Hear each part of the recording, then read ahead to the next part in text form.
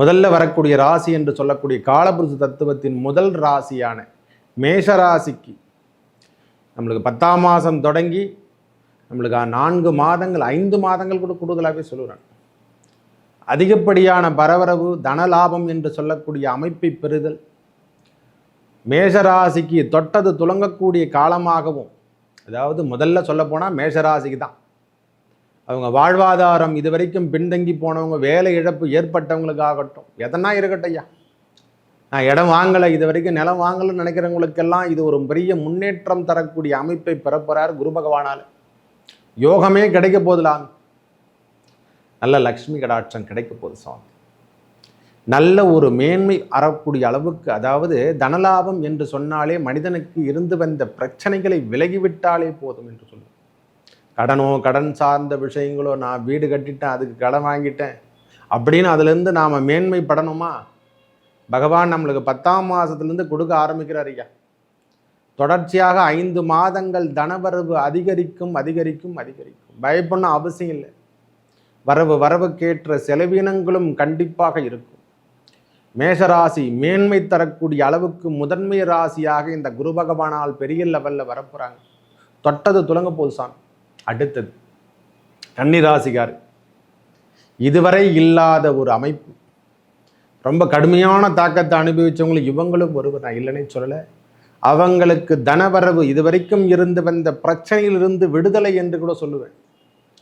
ஒரு மனுஷனுக்கு என்னென்ன கொடுக்கணும்னு நினைக்கிறேங்க எல்லாத்தையுமே கொடுக்க போறாரு. இப்போ பணம் சார்ந்த விஷயமாகட்டும், உறவு சார்ந்த விஷயங்களாகட்டும், திருமண பந்தங்களாகட்டும், எல்லாத்தையுமே.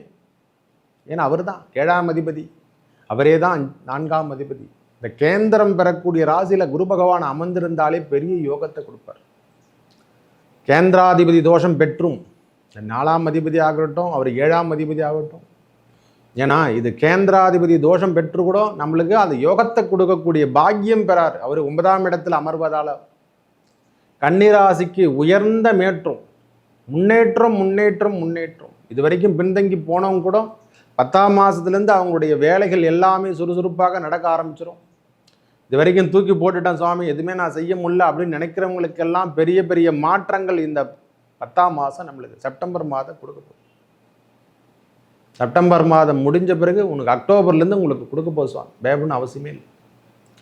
அக்டோபர் எல்லாமே உங்களுக்கு விடுதலை என்று சொல்லக்கூடிய அமைப்பை பெறுவதை நீங்கள் கண்கூடாக பார்க்கலாம். மனம் சார்ந்த விஷயங்களோ, தெய்வ வழிபாடு, இதெல்லாம் உங்களுக்கு பெரிய மேலோங்கி நிற்குது. குலதெய்வ அருள் எல்லாமே கிட்ட போகுது. பயப்படணும் அவசியமே இல்லை. கன்னிராசிகாரங்க இனிமேல் விடுதலை பெற்று பெரிய ஒரு முன்னேற்ற பாதை, அது வரைக்கும் சின்ன பிஸ்னஸ் பண்ணியிருந்தவங்க கூட இனிமேல் பெரிய லெவலில் பிஸ்னஸ் பண்ணக்கூடிய பாக்கியம் பெறப்போகிறாங்க. திருமண உறவுகள், இது வரைக்கும் எனக்கு திருமண தோஷங்கள் இல்லைன்னா எல்லாமே களையெடுத்து உங்களுக்கு எல்லாத்தையும் கொடுக்க போகிறார் ஐயா. வந்த வண்ணம் தொடர்ச்சியாக உங்களுக்கு தனலாபம் தான் சுவாமி. விடுங்க, தூக்கி போடுங்க. எல்லாருமே கஷ்டப்படுறேன்னு சொல்கிறாங்க. இப்போ தான் ஒளிவட்டம் எல்லாம் கிடைக்க போகுது, சமநிலைமை இப்போ தான் கிடைக்க போகுது. நம்மளுக்கு நிறமில்லைங்க, இன்னும் நம்மளுக்கு பள்ளம் தான் நிறைய ஆயிட்டுக்குது. பள்ளமாக ஆயிடுச்சு. அந்த பள்ளம் எல்லாம் இப்போ மூட போகிறாரு. அந்த பள்ளத்தை செல்வங்களை கொண்டே மூட போகிறாரு குரு பகவான். தனக்காரகன் பொன்னவன் மன்னவன் என்று சொல்கிறோம் இல்லை, அந்த பொன்னவன் மன்னவன். இது வரைக்கும் குழந்தை பேர் இல்லாதவங்களுக்கு குழந்தை பேர் ரொம்ப நாள் ஆயிடுச்சுங்க. எனக்கு குழந்தை பேரே இல்லைங்க, ரொம்ப கஷ்டப்பட்டுட்டு இருக்கேன். திருமணமாகி பல ஆண்டுகள், எந்த விதமானது ஐயா எவ்வளோ கஷ்டப்பட்டு இருக்கலாம் சுவாமி. இந்த பிள்ளை பேர் மட்டும் இல்லைன்னா அவங்களுடைய வாழ்வாதாரமே பாதிக்கப்படும். ஒரு வாரிசு என்று சொல்லக்கூடிய அவர் தான், அதுக்கான அதிபதியே அவர் தான். சந்தான பாக்கியத்துக்கான அதிபதியே அந்த குரு பகவான் தான். உங்களுக்கான உயர்வனை தரக்கூடிய அளவுக்கு உங்களுக்கு பெண் பிள்ளை முதல்ல மகாலட்சுமி யோகம் பெற போறீங்க. பிறக்கும் பொழுதே மகாலட்சுமி தான் பிறக்க போகிறான். அதனால பெரிய பெரிய மாற்றங்கள் நம் வாழ்வில் நடக்க போகுது. இதுவே உதாரணமாக எடுத்துக்கலாம். வாழ்வில் புதிய மாற்றங்கள், ஏற்றங்கள் எல்லாமே முன்னேற்றம் தான். ஒரே வார்த்தை சொல்லப்போனால் இனிமேல் உங்கள் வாழ்வில் கன்னிராசிக்கு விடுதலை என்று சொல்லக்கூடிய அமைப்பை பெற போறீங்க. 10ஆம் மாதத்துல நம்மளுக்கு கிடைக்குதுங்க முன்னேற்றம் தாங்க.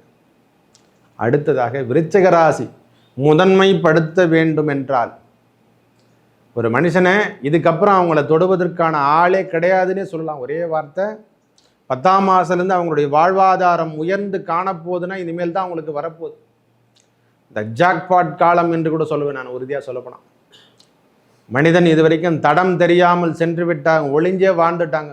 போலீஸ், கோர்ட்டு, கேஸ் எல்லாத்துலேயும் அடிபட்டு வாழ்ந்துட்டாங்க. இனிமேல் தொட்டது துலங்கும். நம்மளை சுயமாக ஒரு வேலை செஞ்சு பெரிய முன்னேற்ற பாதிக்கு, ஐயா நம்ம இது வரைக்கும் வேலை செஞ்சோம் எதுவுமே சரியான பலாபலன் கிடைக்கல அப்படின்னு நினைக்கிறவங்களுக்கெல்லாம் இனிமேல் போட்டது அதாவது போட்டால் விதை போட்டால் முளைக்க போகுது. எது தொட்டாலும் உங்களுக்கு துலங்க போகுது. வாழ்வாதாரம் இனிமேல் மேலோங்கி நிற்க போகுது. மனிதன் பட்ட கஷ்டங்களில் இருந்து விடுதலை என்று சொல்கிறான். அது விருச்சிக ராசிக்காரங்க இனிமேல் விடுதலை விடுதலை விடுதலை என்று சொல்லும். செல்வங்கள் சேரப்போதுங்க, அளவில்லாத செல்வங்கள். என்ன கேட்குறீங்களோ கிடைக்கும். கன்ஸ்ட்ரக்ஷன் ஒர்க்கு செய்ய போகிறீங்களா, கூடுதல் வருமானம் கிடைக்கும். பெரிய பெரிய நான் கான்ட்ராக்ட் எடுத்து செய்ய போகிறேன்னா கண்டிப்பாக வருமானம் தேடி வரப்போகுது. வேலையே இல்லாதவனுக்கு இனிமேல் 10 பேருக்கு அவங்க வேலை கொடுக்குற லெவலில் அவங்க வரப்போகிறாங்க. மனம் உறுதிப்பட போகுது. இது பிறகு யாரையும் உங்களை எதுவுமே பேசவே முடியாது. நாம் எதையும் சந்திக்கவில்லை என்று சொல்கிற அளவுக்கு நீங்கள் தயாராக போகிறீங்க விருச்சிக ராசிக்காரங்க. 10ஆம் மாதத்துலேருந்து உங்களுக்கு 5 மாதம் கொடுக்குறீங்க.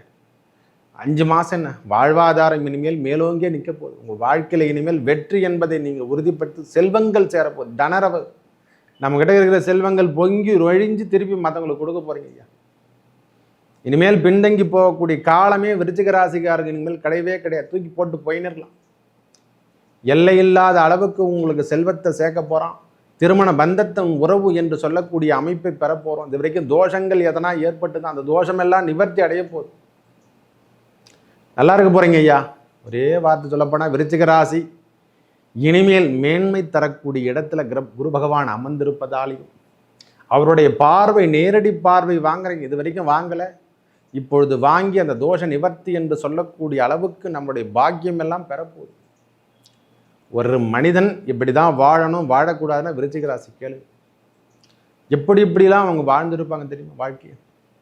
அவங்கள கேட்டே தெரிஞ்சுக்கலாம். நம்ம இந்த உலகத்தில் யார் இந்த பூ உலகத்தில் வாழறவங்க அவங்கள கேட்டிங்கன்னா தெரியும். அந்த அளவுக்கு எந்த இடத்துலையும் தழும்பு என்பது இல்லாத, உடம்பு ஃபுல்லாகவே தழும்பாகவே. ஒரு மனுஷனுக்கு எங்கன்னா அடிபட்டால் தழும்பு தெரியும். உடம்பு முழுவதும் தழும்பாக இருந்தால் எப்படி தழும்பு எங்கே கண்டுபிடிக்கிறது?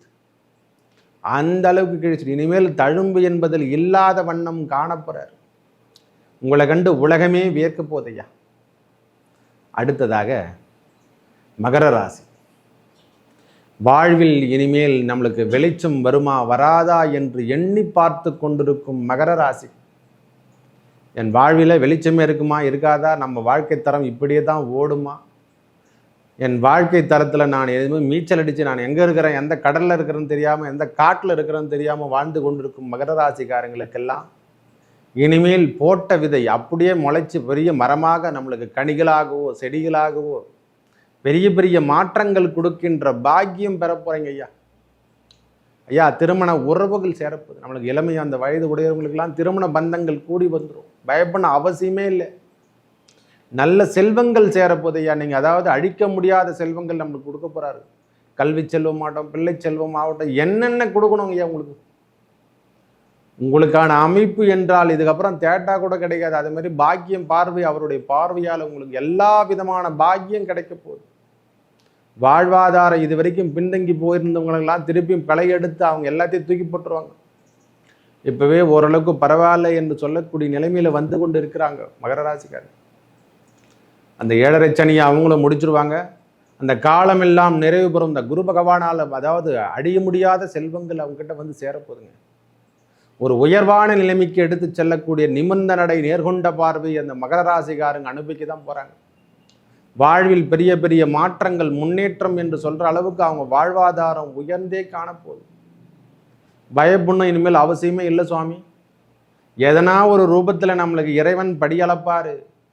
டிரான்ஸ்போர்ட் வச்சுருந்தேன், நான் பெரிய பெரிய விவசாயம் பண்ணியிருந்தேன், எல்லாமே வாஷ் அவுட் ஆகி போச்சு சுவாமி அப்படின்னு நினைக்கிறவங்களுக்கெல்லாம் இனிமேல் பெரிய முன்னேற்றம். அரசாங்க உத்தியோகத்தில் செஞ்சிட்ருக்கேன், எனக்கு ப்ரொமோஷன் கிடைக்கல நினைக்கிறவங்களுக்கெல்லாம் பெரிய பெரிய மாற்றங்கள் நம் வாழ்வில் நடைபெறும் என்றால் இந்த குரு பகவானால் இந்த வக்கரகதி காலத்தில் ஒரு 120 நாட்கள் 5 மாதம் கூட சொல்லும் ஐயா. 10ஆம் மாதத்துலேருந்து உங்களுக்கான ஜாக்பாட் காலம் என்று கூட நீங்கள் எடுத்துக்கொள்ளலாம். நம்ம வாழ்வில் இனிமேல் வெற்றி வெற்றி வெற்றி என்று சொல்லக்கூடிய அளவுக்கு நம்மளுக்கு வாழ்வாதாரத்தை உயர்த்தி தான் கொடுக்க போகிறார். இந்த சொல்ல அவங்க வந்து சேரப்போதுங்க. மகரம் இனிமேல் ஒளிரும் என்றால் ஒளிரக்கூடிய காலம்தான்.